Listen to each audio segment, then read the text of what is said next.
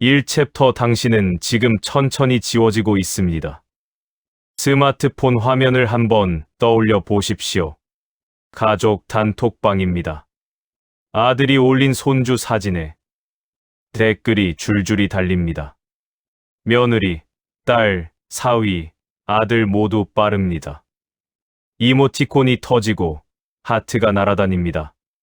당신도 엄지손가락을 눌렀습니다. 정성껏 한 글자 한 글자 씁니다. 우리 손주 너무 잘생겼네. 할아버지 할머니가 보고 싶다. 전송 버튼을 눌렀습니다. 그리고 아무 일도 일어나지 않습니다. 대화는 이미 다른 방향으로 흘러가 있고 당신의 말은 스크롤 위로 조용히 묻혀버립니다. 읽었다는 숫자조차 한참 뒤에야 줄어듭니다.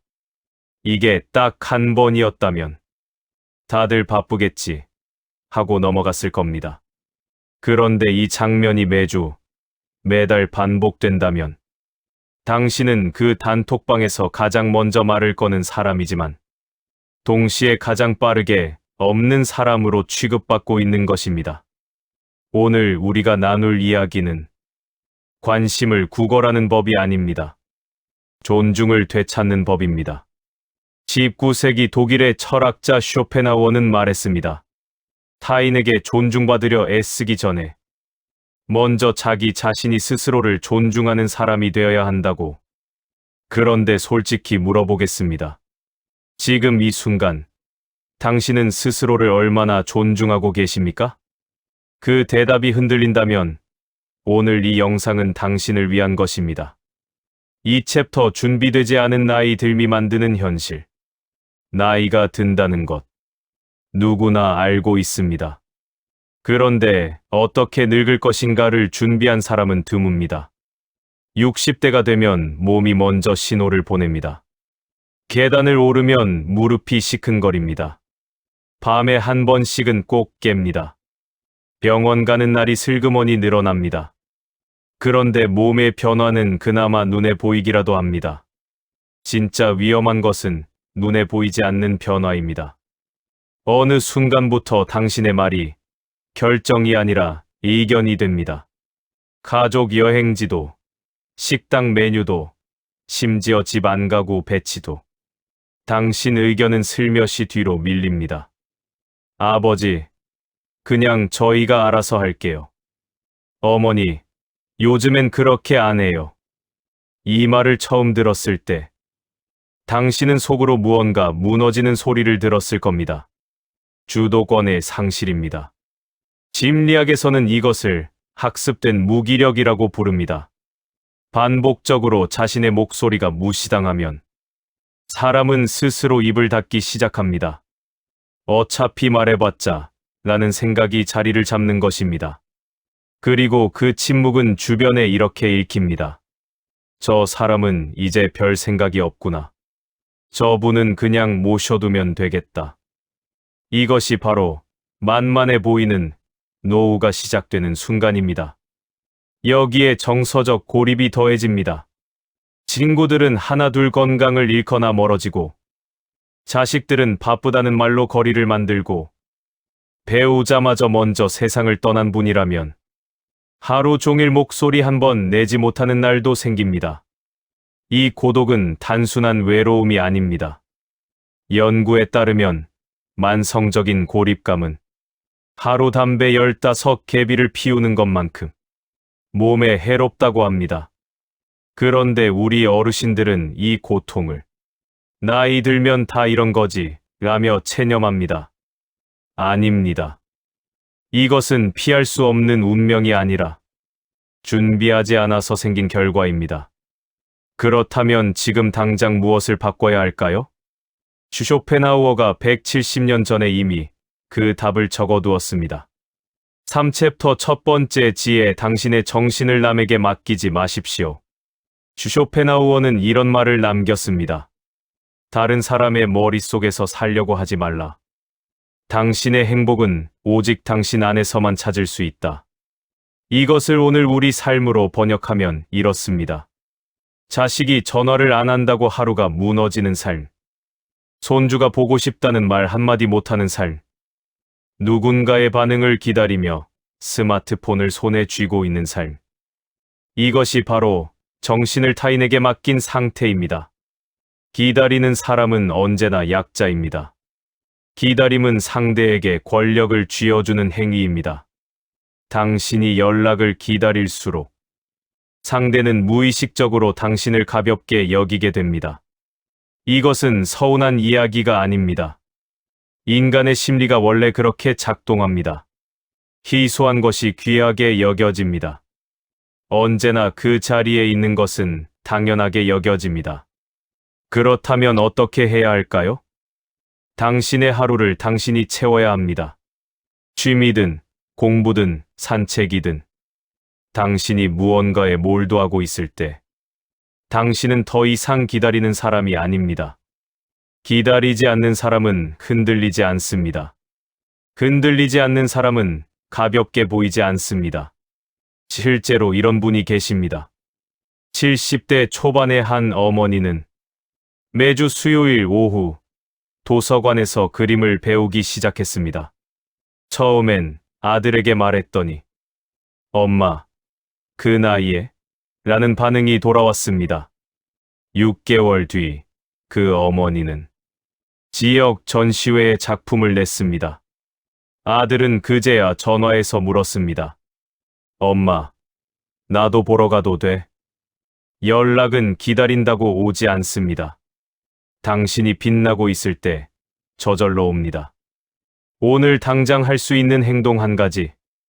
오늘 당신 혼자만을 위한 시간 30분을 달력에 적으십시오. 산책도 좋고 책 한 쪽도 좋습니다. 누군가를 위한 시간이 아닌 오직 당신 자신을 위한 시간입니다. 그 30분이 당신의 정신적 자립을 시작하는 첫걸음입니다. 두 번째 지혜는 더 불편할 수 있습니다.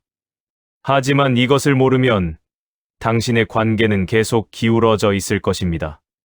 4챕터 두 번째 지혜 모든 관계를 붙잡으려 하지 마십시오.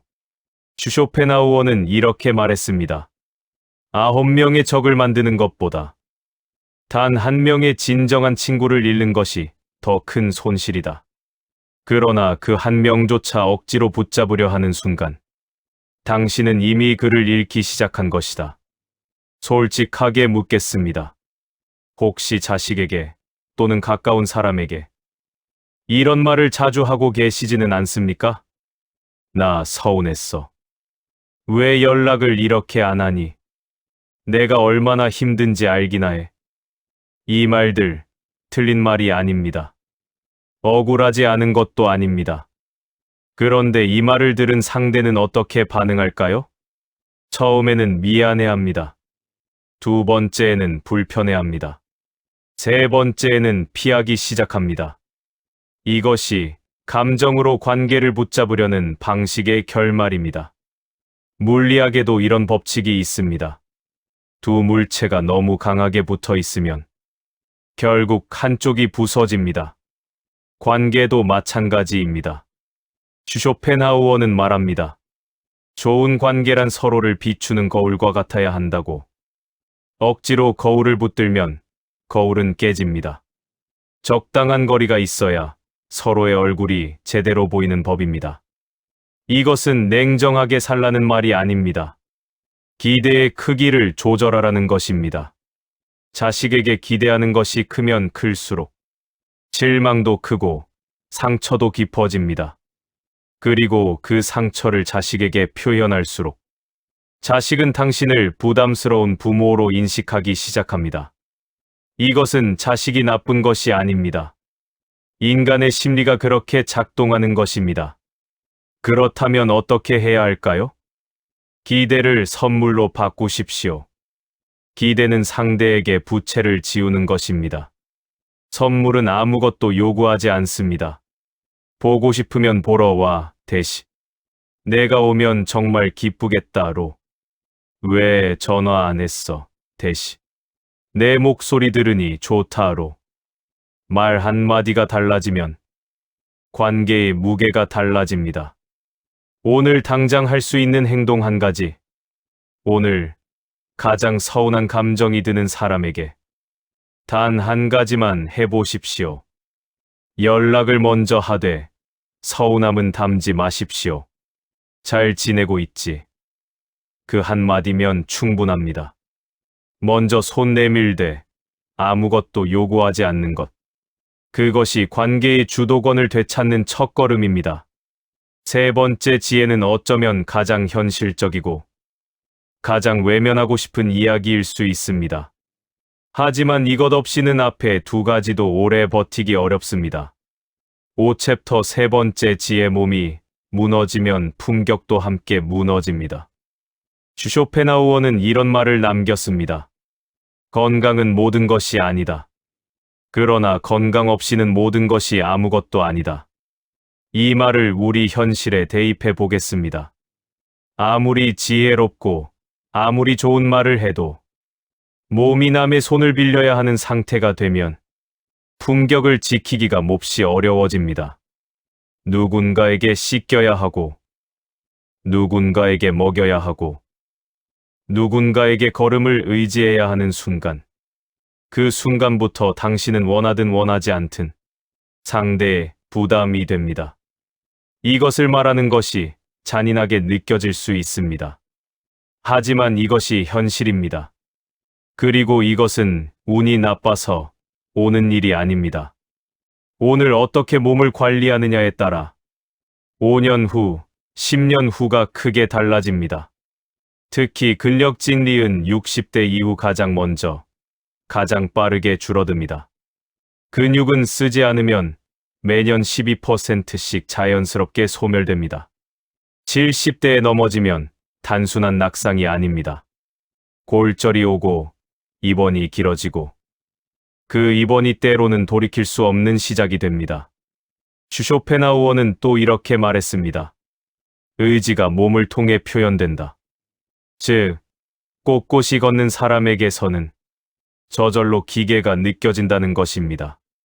허리를 펴고 걷는 사람은 말을 하기 전에 이미 존중을 받습니다. 굽은 등으로 천천히 걷는 사람은 아무리 훌륭한 말을 해도 그 말의 무게가 함께 굽어 보입니다. 이것은 외모의 문제가 아닙니다. 삶의 태도가 몸에 새겨지는 것입니다. 오늘부터 시작할 수 있는 것들이 있습니다. 거창하지 않아도 됩니다. 의자에서 일어났다 앉기를 하루 10번. 벽을 잡고 한 발로 10초 버티기. 집 주변 20분 걷기. 이 작은 것들이 모여 5년 후에 당신을 결정합니다. 스스로 걷고, 스스로 먹고, 스스로 판단하는 노후. 그것이 진정한 품격 있는 나이 들입니다. 오늘 당장 할 수 있는 행동 한 가지. 지금 이 영상을 다 보고 나서 자리에서 일어나 딱 10분만 걸으십시오.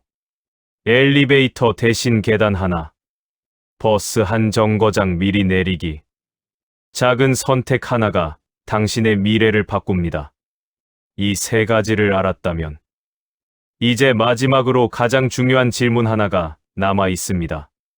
6챕터 오늘 밤 거울 앞에 서 보십시오. 오늘 우리가 함께 걸어온 길을 정리해 보겠습니다. 첫째, 당신의 정신을 남에게 맡기지 마십시오. 기다리는 삶을 멈추고 당신 자신을 채우는 삶을 시작하십시오. 둘째, 관계를 억지로 붙잡지 마십시오. 기대를 내려놓고 선물처럼 대하십시오. 그때 비로소 관계는 가벼워지고 오래갑니다. 셋째, 몸을 지키는 것이 품격을 지키는 것입니다. 오늘의 작은 움직임이 내일의 자립을 만듭니다. 쇼펜하우어는 생애 마지막까지 혼자 걷고, 혼자 사유하고, 혼자 글을 썼습니다. 누군가에게 기대지 않았고, 누군가의 눈치를 보지 않았습니다. 그래서 그의 말은 170년이 지난 지금도 살아 있습니다. 당신의 삶도 그렇게 될 수 있습니다. 오늘 밤, 잠자리에 들기 전, 딱 하나만 자신에게 물어보십시오. 나는 오늘 나 자신을 존중했는가? 이 질문이 불편하다면 그것이 바로 오늘부터 바꿔야 할 이유입니다. 존중은 바깥에서 오지 않습니다. 언제나 안에서 시작됩니다. 오늘도 이 자리까지 함께 해주셔서 고맙습니다. 당신의 남은 날들이 가장 빛나는 날들이 되기를 진심으로 바랍니다.